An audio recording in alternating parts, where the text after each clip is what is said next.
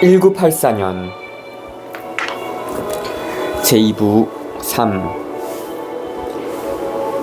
우리 다시 한번 이곳에 와요. 줄리아가 말했다. 은시처를 2번 정도 이용해도 크게 위험하지는 않아요. 그렇지만 물론 한두 달 동안의 간격을 두어야 해요. 그녀는 잠에서 깨어나자마자 태도가 바뀌었다. 행동이 치밀하고 사무적으로 바뀌어 옷을 입고 주홍색 띠를 허리에 둘러매고 나서는 집으로 돌아가는 과정을 꼼꼼하게 설명하기 시작했다. 이런 일은 그녀에게 맡기는 편이 당연하다고 여겨졌다. 그녀에게는 분명히 윈스턴에게 결여된 현실 문제를 교묘하게 처리하는 능력이 있었고, 수많은 단체 행군에서 쌓은 지식으로 런던 군교에 대해서는 구석구석까지 알고 있는 것 같았다. 그녀가 그에게 일러준 길은 올 때와는 전혀 달랐고 기차역도 엉뚱한 곳이었다. 절대로 왔던 길을 통해 집에 돌아가서는 안 돼요. 그녀는 마치 중요한 정책을 발표하듯 말했다. 그녀가 먼저 출발하고 윈스턴은 30분을 기다렸다가 그녀의 뒤를 따라 출발했다. 떠나기 전 그녀는 지금부터 나흘 밤이 지난 다음에 일을 마치고 만날 수 있는 장소를 미리 지정해 주었다. 그곳은 언제나 사람들로 들끓는 시끄러운 공설시장이 자리한 빈민가 지역의 한 거리였다. 그녀는 구두끈이나 바느질 용실을 찾는 채 하면서 상점들을 기웃거리기로 했다. 만약 그 주위가 안전하다고 판단되면 그녀는 지나가면서 코를 풀고, 그렇지 못하다면 모른 채 하고 그냥 지나치기로 했다. 그러나 다행히 군중들 틈에 끼이게 되면 15분가량 남몰래 이야기를 나누면서 다음 미래 장소를 정할 수 있을 것이었다. 자, 이젠 가봐야겠어요. 그녀는 그에게 지시할 것을 다 가르쳐주고 나서 말했다. 난 7시 30분까지 돌아가야 해요. 청소년 반성동맹에 들러 2시간 동안 선전 팸플렛을 나눠주는 시시한 일을 해야 하니까요. 정말 지겨워요. 제 옷 좀 털어주시겠어요? 제 머리카락에 나무 부스러기 같은 게 붙어있나 봐주고요. 됐어요? 그럼 안녕. 나의 사랑 안녕. 그녀는 그의 품에 몸을 던지더니 미친듯이 키스를 퍼부어대고 잠시 후에 어린 나무 덤불을 헤치며 소리 없이 숲속으로 사라져버렸다. 아직까지 윈스턴은 그녀의 성이나 주소를 알아내지 못했다. 그렇지만 아무래도 상관없었다. 실내에서 단둘이 만난다거나 서로의 생각을 편지로 써보낸다는 것은 엄두조차 낼 수 없는 일이니까. 그 후 다시는 숲속의 빈터를 찾아가지 못했다. 5월 한 달 동안 꼭 한 번 사랑의 행위를 성공적으로 나눌 수 있는 기회를 얻었을 뿐이다.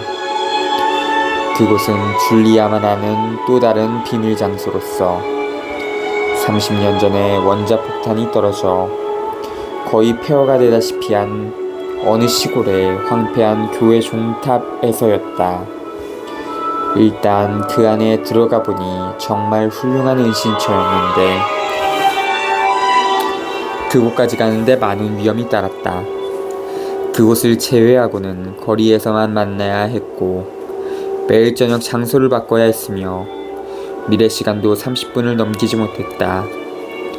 거리에서 만나면 무슨 방법을 쓰든 언제나 몇 마디쯤은 나눌 수 있었다. 군중들로 들끓는 거리로 밀려 들어가서 어깨를 나란히 하거나 서로의 얼굴을 쳐다보지도 못한 채 등대에서 깜빡거리며 새어나오는 불빛처럼 기묘하게도 똑똑 끊기는 대화를 나누는 것이었다. 그러다가 당원의 제복이나 텔레스크린이 설치된 장소에 가까워지면 갑자기 말을 딱 끊었다가 몇 분 후에 조금 전에 했던 대화의 중간부터 다시 시작하는 것이었다. 그런 다음 약속된 장소에서 헤어질 때면 갑자기 말을 짧게 끊고 다음날 다시 만나면 서두도 없이 대화를 계속해 나갔다. 줄리아는 이런 식의 대화에 꽤 익숙한 것 같았는데 그녀는 이것을 분할 대화라고 불렀다. 역시 그녀는 입술을 움직이지 않고 말하는데 놀라울 정도의 재능을 발휘했다. 이렇게 그들은 한 달 내내 밤마다 만났는데 꼭 한 번 키스를 할 수 있었다. 그들은 사이길을 말없이 걸어 내려가고 있었다.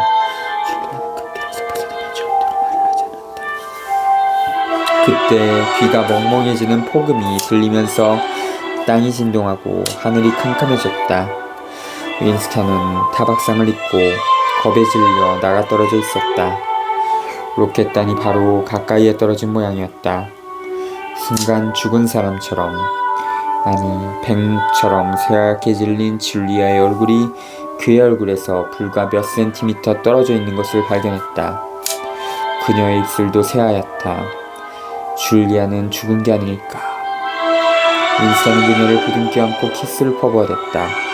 그런데 그녀의 얼굴은 살아있는 사람처럼 따뜻했다.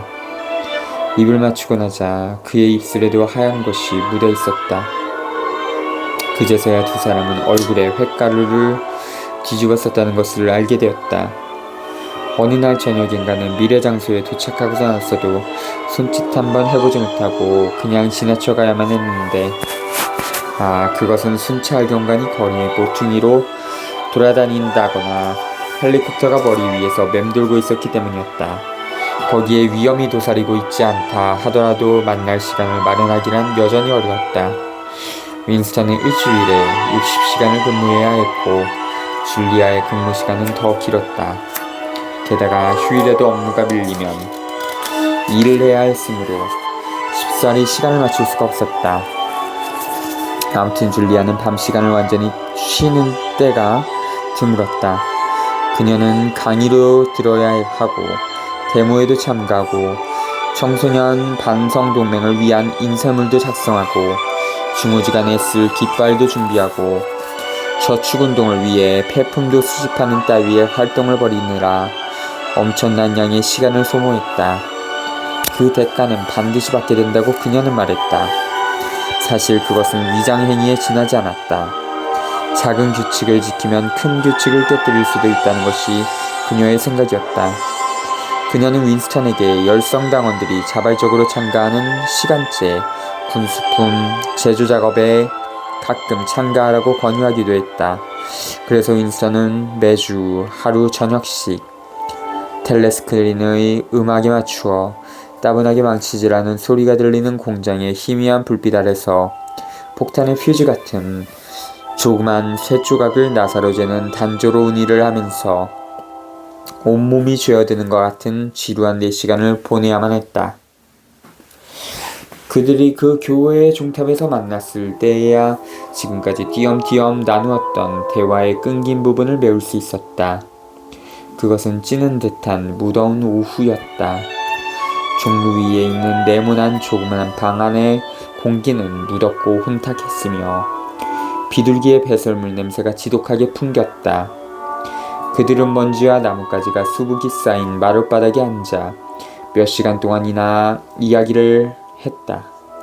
그렇게 얘기를 나누는 사이사이에 두 사람이 번갈아가며 누가 이쪽으로 오지 않나 좁은 틈새로 내다보면서 확인하곤 했다. 줄리아는 26살이었다. 그녀는 30명의 다른 아가씨들과 함께 합숙소에서 살았다. 밤낮 없이 폭탄을 지속하는 여자였어요. 여자라고 진짜 멀다나요? 라고 그녀는 인정을 했다. 그녀는 또 윈스턴이 추측한 대로 창작국에서 소설 기록기 다루는 일을 하고 있었다. 대체로 강력하면서도 정교한 전기 모터를 작동시키는 일이었지만 그녀는 자기가 하는 일을 즐겼다. 영리한 편은 아니었어도 손을 움직이는 일을 좋아했고 기계를 조작하는 데서 편안함을 느꼈다. 그녀는 또 소설가란 전체의 구성을 기록할 수 있었다. 예컨대 기획위원회에서 보내는 전체적 지시로부터 수정반의 마지막 손질까지 설명할 수 있었다. 그녀는 난 독서에 흥미가 없어요 라고 말했다. 책이란 단순히 재미나 구두끈처럼 생산되는 상품일 뿐이라는 것이 그녀의 생각이었다. 그녀는 60년대 초반전에 대해서는 별다른 기억을 갖고 있지 않았다. 그녀가 지금까지 알고 있는 사람 중에서 혁명 이전 시대에 관해 자주 이야기를 들려준 사람이 있다면 그것은 그녀가 8살 때 행방불명된 할아버지뿐이었다. 그녀는 학창시절에 하키팀의 주장이었고 2년 연승의 최초 우승컵도 따낸 경력이 있었다. 스파이단 부대장도 지냈으며 청소년 반성동맹에 가담하기 전에는 청년동맹의 지부장이었다. 이렇듯 그녀는 항상 훌륭한 소질을 발휘했다. 그녀는 또 프롤레타리아에게 값싼 도생물을 배포하는 장작국의 한 부서인 춘하계에 배치되기도 했다.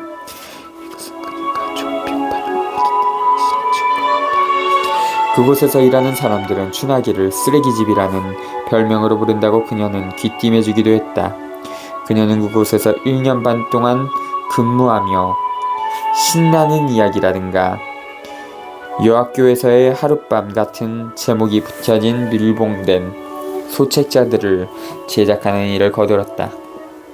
뭔가 불법적인 것들을 구입하고 있다는 인상을 주는 프롤레타리아 출신 젊은이들이 이런 책을 몰래 사봤다. 그 책이 대체 어떤 내용이지? 윈스턴이 호기심을 느끼며 물었다. 지독한 쓰레기예요. 정말 질력나는 것들이죠. 단지 6개의 줄거리로만 구성되어 있는데 약간씩 구성을 바꾸기도 해요. 물론 나는 만화경만 맡았죠. 한 번도 수정반에서는 일하지 않았어요. 내겐 문학적인 소양이 없어서 그런 일을 하기에는 부적당해요. 그 부서의 책임자를 제외하고 춘하계에서 일하는 사람들 전부가 여자라는 사실을 알고 윈스턴은 깜짝 놀랐다. 거기에는 이유가 있었다. 여자에 비해 성적 본능을 억제하기 힘든 남자는 그런 지저분한 외설물을 다루다가 타락할 위험성이 컸기 때문이다. 그곳에선 결혼한 여자들이 일하는 것도 싫어해요 라고 그녀는 덧붙였다. 처녀들이야말로 항상 순결하다고 간주되거든요.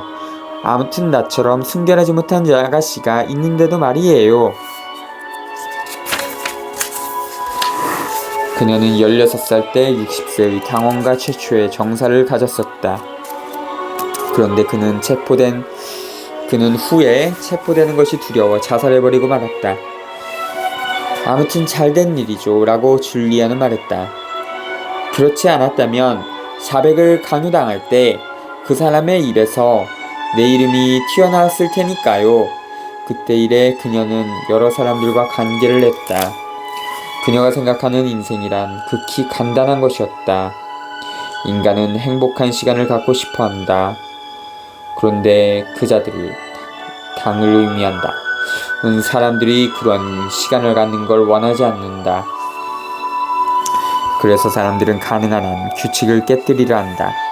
그녀는 누구를 막론하고 체포당하기를 싫어하는 것처럼 그자들이 사람들로부터 쾌락을 박탈하고 싶어하는 것도 극히 자연스러운 일이라고 생각하는 것 같았다.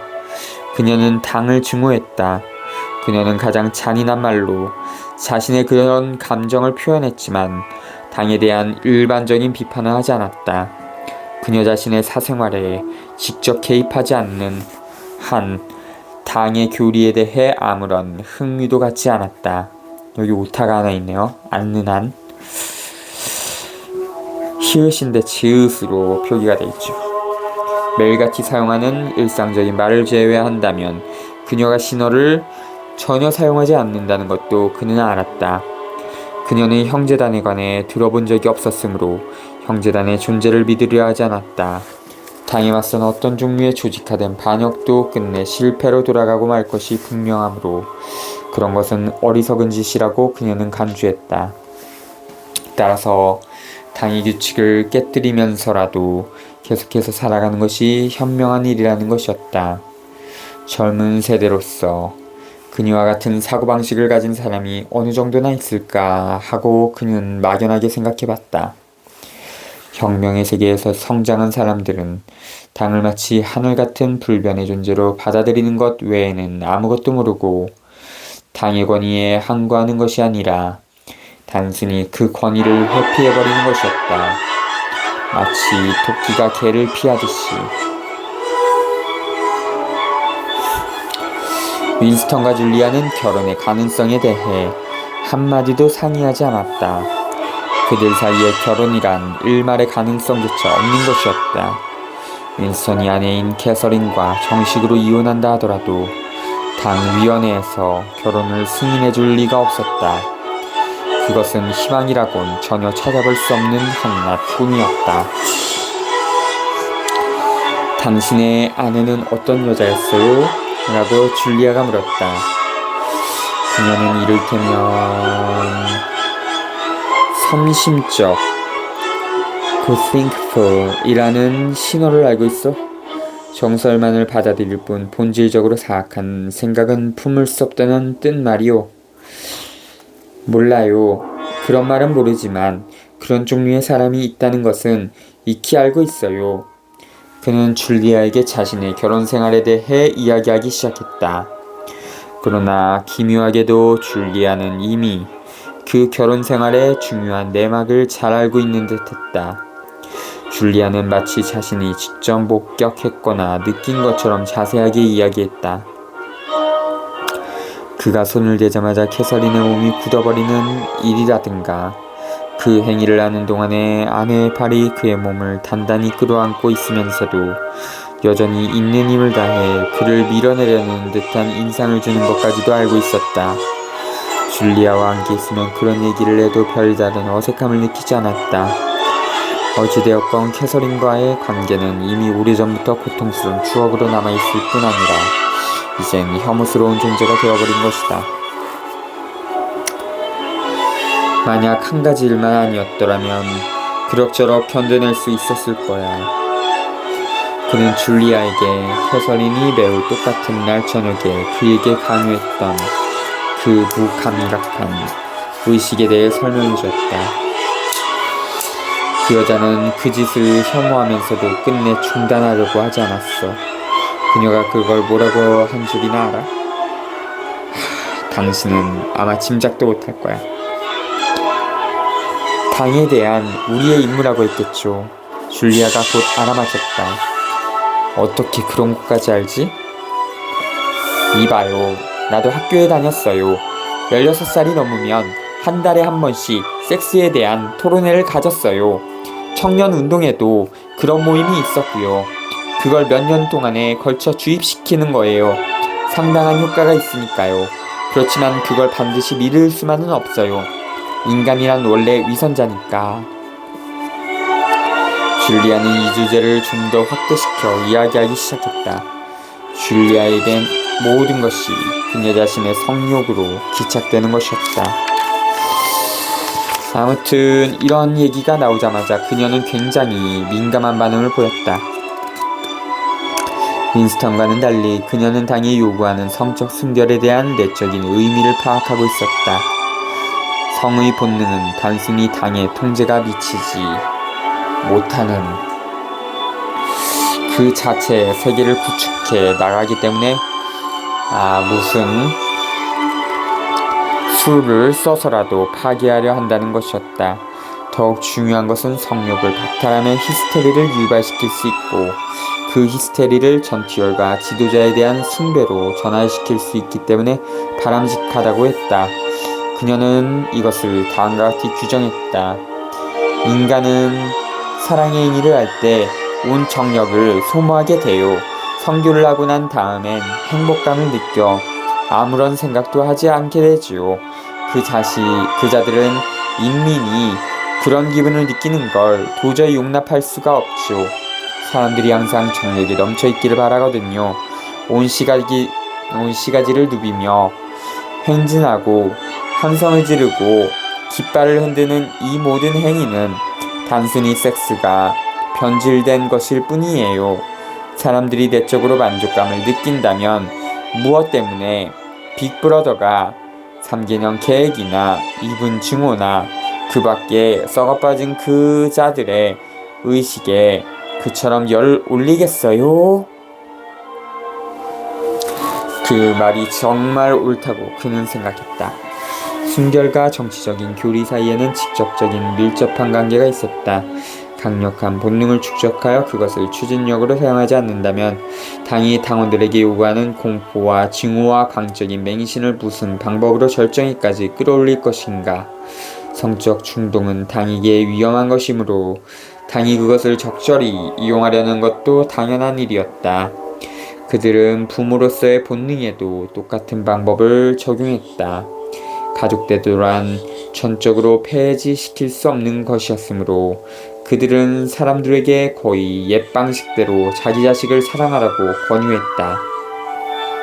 이와 반대로 아이들에겐 조직적으로 부모에게 등을 돌리게 하여 부모의 탈선을 정당하고 보고하도록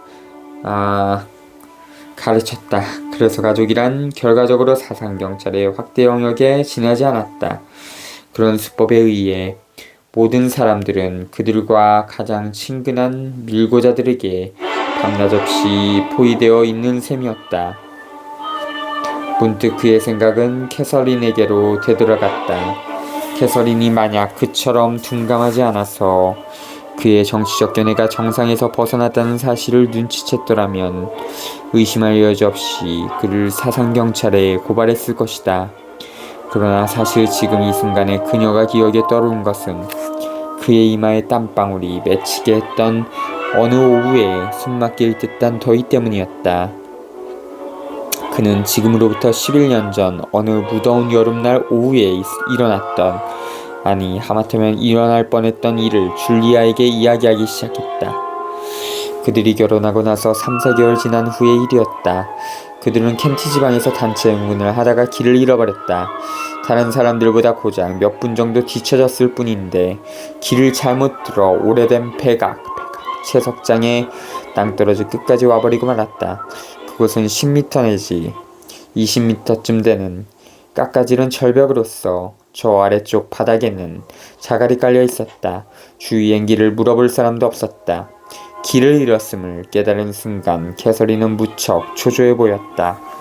행군을 하는 소란스러운 무리로부터 떨어져 나왔다는 사실이 그녀로 하여금 뭔가 잘못을 저질렀다는 느낌을 갖게 했던 모양이다.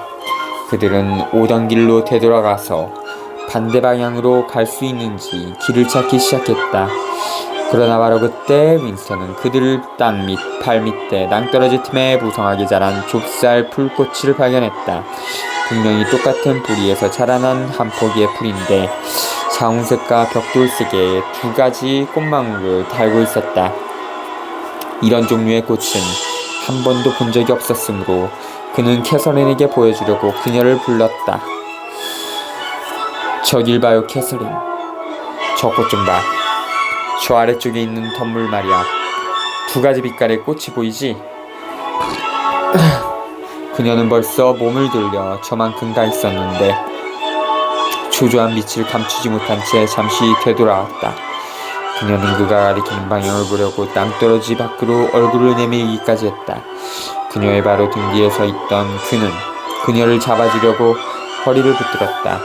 바로 이 순간 주위엔 아무도 없고 그들만이 있다는 생각이 번개처럼 그의 뇌리를 스쳐갔다. 어디를 봐도 사람의 그림자라곤 찾아볼 수 없었고 나뭇잎 하나 살랑거리지 않았으며 새의 쥐적임 소리도 들려오지 않았다.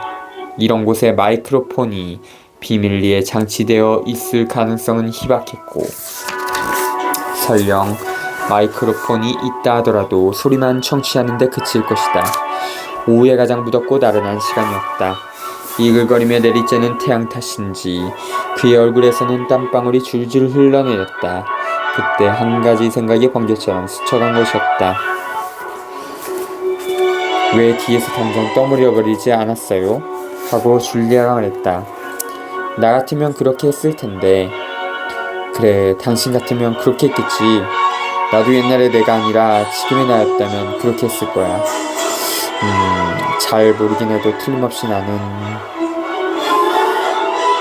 그렇게 못한 걸 후회하세요? 그래, 그렇게 못한 걸 몹시 후회하고 있어. 그들은 먼지 투성이의 마룻바닥 위에 나란히 앉아 있었다. 윈스턴은 줄리아를 바짝 끌어당겨 안았다. 그녀가 머리를 그의 어깨에 기대자 비둘기의 배설물 냄새 속에서도 그녀의 머리 냄새가 향긋하게 콧속으로 스며들었다.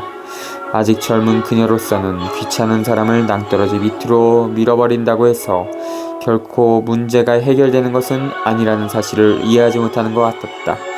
그만큼 그녀는 아직까지 인생에서 뭔가를 기대하고 있었던 것이다. 그렇게 하더라도 실제로는 아무것도 달라질 게 없어 라고 그는 말했다. 그렇다면 어째서 후회를 하세요? 그것은 나 자신이 소극적이보다는 적극적이기를 바라기 때문이야. 우리가 지금 연출하고 있는 이 게임에서 우리는 이길 수 없어. 어떤 종류의 실패는 다른 실패에 비해 다소 견디기 쉬울 수도 있다는 것, 그것뿐이야. 그녀의 어깨가 이의를 제기하듯 움찔하는 것이 그의 몸에 전해졌다. 그가 이런 식으로 얘기할 때는 그녀는 언제나 반대했다. 하나의 독립된 인간이 항상 패배한다는 사실을 그녀는 자연의 섭리로서 받아들이려고 하지 않았다. 어쩌면 멀지 않아 사상경찰이 그녀를 체포하여 처형하리라는 것을 그녀는 하나의 숙명처럼 깨닫고 있었다. 그러나 한편으로는 자신이 선택하여 살 수 있는 은밀한 세계를 건설할 가능성이 있지 않을까 하고 마음 한편으로 믿어보는 것이었다. 그렇게 하기 위해서는 행운과 술책과 대담성이 필요했다. 이 세상에는 행복 같은 것은 없고 승리란 오직 자신이 죽고 나서 오랜 시일이 흐른 후에나 존재할 뿐이며 강에 선전포고를 한 바로 그 순간부터 자신은 이미 시체가 되어버린다는 사실을 그녀는 이해하지 못했다. 우린 죽은 몸이야 하고 윈스턴이 말했다. 우린 아직 죽지 않았어요 라고 줄리아가 끈질기게 물고 늘어졌다. 육체적으로 죽었다는 의미가 아니야. 6개월, 1년, 아마 5년쯤은 살아있을 수도 있겠지. 난 죽음이 두려워. 당신은 젊으니까 어쩌면 나보다도 훨씬 죽음이 두렵겠지. 노력하면 분명히 죽음의 순간을 연장시킬 수는 있을 거야. 인간이 인간으로서 남을 수만 있다면 죽거나 살거나 마찬가지야. 오, 쓸데없는 소리 말아요. 지금 당장 누구와 함께 자고 싶쇼? 나예요? 아니면 해골이에요? 살아있다는 게 즐겁잖아요. 느낀다는 것을 좋아하지 않으세요? 이게 나예요. 이건 내 손이고 이건 내 다리예요. 나는 현실 속에 있어요. 난 이처럼 탄력 있고 살아있어요. 이런 것을 좋아하지 않으세요? 그녀는 몸을 비틀더니 그에게 가슴을 비벼댔다. 그녀의 제복을 통해 단단하면서도 탄력 있는 젖가슴이 느껴졌다. 그녀의 육체가 그의 몸속에 전문과 활력을 불어넣어주는 것 같았다. 그래, 난 그걸 좋아해. 그렇다면 죽는 얘긴 그만둬요. 잘 들어두세요. 다음번에 만날 시간을 미리 정해둬야겠어요. 숲속의 그곳으로 다시 가도 좋을 거예요. 그곳에서 오랜 시간 푹 쉴 수 있을 거예요. 하지만 이번엔 당신은 다른 길로 그곳에 가야 해요. 난 계획을 다 짜놓았어요. 당신은 기차를 타고 보세요. 제가 그려 보여드릴게요. 그녀는 능숙한 솜씨로 쌓여있는 먼지를 반반하게 손질하고 나서 비둘기 둥지로부터 마른 나뭇가지 하나를 꺼내더니 바닥에다 지도를 그리기 시작했다.